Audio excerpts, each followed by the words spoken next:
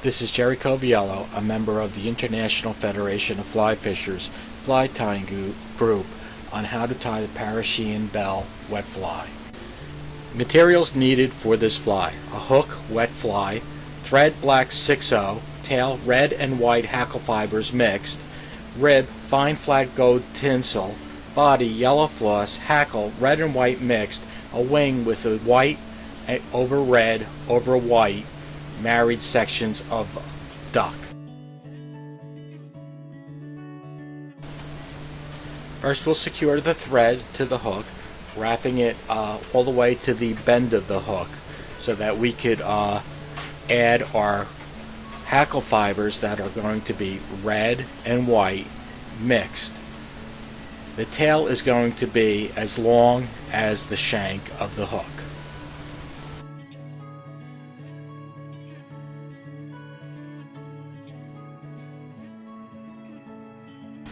Once I secure the tail at the bend of the hook, I'm going to run the thread back towards the eye and then back towards the bend again.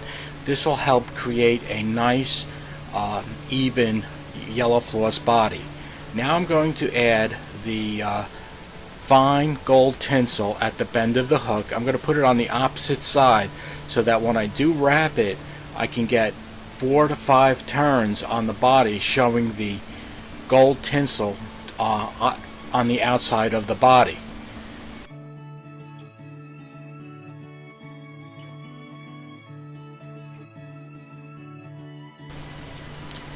Now I'm going to add the yellow floss. I'm going to tie it at least 1/3 of the hook shank away from the eye, so the body is actually 2/3 the length of the shank. I'm going to tie it at the towards the eye. I'm going to wrap towards the bend, trying to keep the floss nice and flat. And when I get to the bend, I'm going to go back towards my tie-in position so that if there are any thread wraps showing, the tying of it, the wrapping of it from the bend back to the eye will cover any of the spots that I have missed. There are many variations of this wet fly. I have seen in other pattern books the tail also being married strips of red and white duck quill and also a butt of peacock herl, or that the body itself was tied with yellow fur.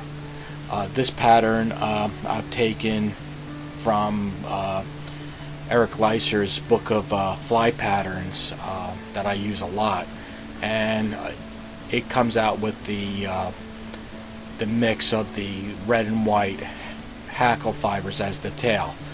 Now I will take the gold tinsel and I will wrap 3 or 4 wraps.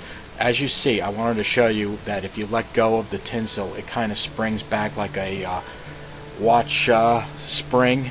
So what you want to do is put your index finger on the opposite side of the fly on every wrap so that it holds it in place, so that you can get a nice even wrap of spacing for the tinsel rib. Here I'm only using 4 wraps. You're trying to use about 4 to 5 wraps. I'm securing it once again right where I left off with the yellow floss. At this point I am going to secure the red and white hackle. These hackles have already been folded. The white is folded inside the red. I'm going to cut the tips off. If you want to learn how to fold hackle, please look at the video I have on the Facebook page on how to fold hackles. Since this is 2 hackles here, you want to try about 1.5 to 2 wraps of the hackle. As I wrap the hackle around the hook shank, you will still see that I stroke the fibers back towards the bend of the hook. And once I get my 1 to 2 wraps of the hackle, I will just pass the thread over the top and secure it right into place.